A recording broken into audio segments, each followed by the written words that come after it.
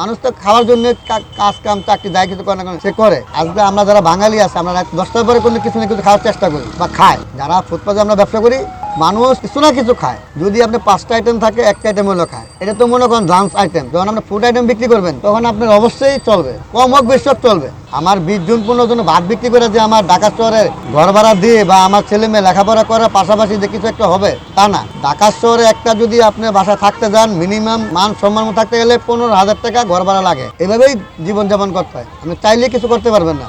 আপনার কিছু করার আগে ভাবতে হইব যে আমি এটা করতে আমি কি মানে পারা সম্ভব না, কোনো মতেই সম্ভব না। আসলে বেকার না থেকে নিজে কিছু একটা করা দরকার। তাই জন্য আমি নিজে চিন্তা করলাম যে স্বল্প পুঁজির দিয়ে কি করা যায়। কেউ মনে করেন বাদাম বিক্রি করে, ভাত বিক্রি করে। তো আমার জীবন তাগিদের জন্য নিজেকে অবলম্বন সৃষ্টি করার জন্য আমি আজকে এই ভাত বিক্রি করি, কিছু ভাত এবং পিঠা নিয়ে বসে আছি। বিগত 3 বছর ধরে আমি ব্যবসা করতেছি। এটাই স্বল্পতার জন্য আমি বেছে নিয়েছি যে এটাই অল্প পুঁজি নিয়েই যাতে আমি করতে পারি, বেশি পুঁজি লাগে না। তার জন্য আমি এটাকে বেছে নিয়েছি। যদি আমি একটা দোকান নেই আমার 2 লাখ 3 লাখ টাকা অ্যাডভান্স লাগবে, এটা আমার কাছে নাই। না থাকার কারণে আজকে আমি এই ফুটপাতে ছোটখাটো একটা ব্যবসা করতেছি। আমার মতো এরকম অনেকেই আছে যে ফুটপাতে ব্যবসা, মুরগি ব্যবসা, ব্যবসা, বিভিন্ন ধরনের ব্যবসা করে। আমার কাছে কিছু ভাত আছে, মুরগি আছে, মাংস আছে, মাছ আছে, ভাজি আছে, পোলাও।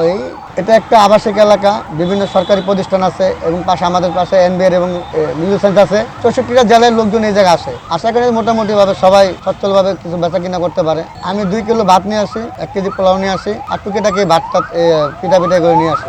এটা খুব কষ্টকর কাজ, কারণ একটা ভাত আইটেম করতে 5টা দোকানে যেতে হয়। তরকারি থেকে মাছ থেকে বিভিন্ন আইটেমের করতে হয়। এটা সবচেয়ে কষ্টকর জিনিস। মানুষ মনে করে রান্না সহজ না, রান্নাটা সহজ না। রান্নাটা খুব কষ্টকর জিনিস। আপনি একটা ঘরে যখন কাজ করবেন, দোয়া থাকলে বিভিন্ন জিনিস আছে, ঘরে কাজ করার পরে এটা পাশে করতে হয়। আসলে কাস্টমার তো সবসময় এরকম কোনো কনফিডেন্স না যে একটা ভিড় আসে। মানে দেখা যায় 4-5 জন আসে, আবার 1 জন আসে, আবার অনেকক্ষণ বসে থাকতে হয়, এইভাবে আর কি। এটার দোকান সিস্টেম না যে কাস্টমারও আসতে থাকবে। সময়তে 10টা 11টা 12টা 1টা, আবার মনে করেন যে মাগরিবে আজানে চলে যাবে, না মাগরিবে নামাজের পর চলে যাবে।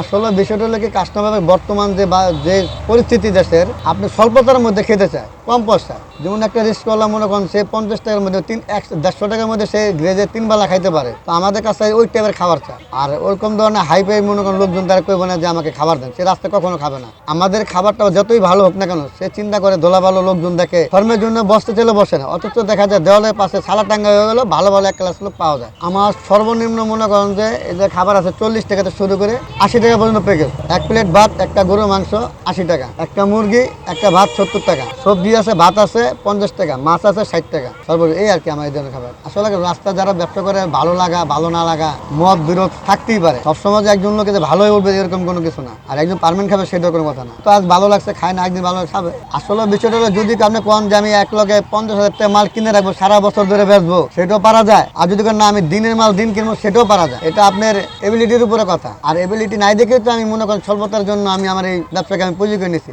যদি আমার কাছে 50,000 1 লাখ টাকা চালান থাকতো তাহলে আমি এই ব্যবসা করতাম না। না, এরকম ধরনের কোনো আমার কাছে হয় নাই। দেখা যায় একটা ড্রাইভার খাইছে, তার কাছে টাকা নেই। যেহেতু আমি শ্রমিকের নিয়ে কাজ করি বা আমি খাওয়া দাওয়া করি, সে কাছে টাকা নেই বা তার গাড়িটা পড়েছে, তাকে অবশ্যই আমার দিতে হবে। তখন আমার মনে করতো সে আমার একটা ফ্যামিলি মেম্বার। সে আমার কাছে সবসময় খায়। আজকে তার কাছে টাকা নেই, এই জন্য তাকে আমি ফিরে দিতে পারি না। টাকা দিবে কি দিবে না সেটা হলো পরের বিষয়। এরকম অনেক আছে মনে করেন আমি টাকা পাবো, মনে করেন 3 দিন 4 দিন 5 দিন 1 সপ্তাহ 6 মাস থাকলে টাকা দিবে। সে বলতেই পারে যে ভাই আপনার খাবারটা আছে ভালো হয় না, এটা খেয়াল করেন, প্লাস এতটুকু না। খারাপ ব্যবহার কেন? আলহামদুলিল্লাহ, ভালোটাই বেশি শুনি, খারাপটাই কম শুনি।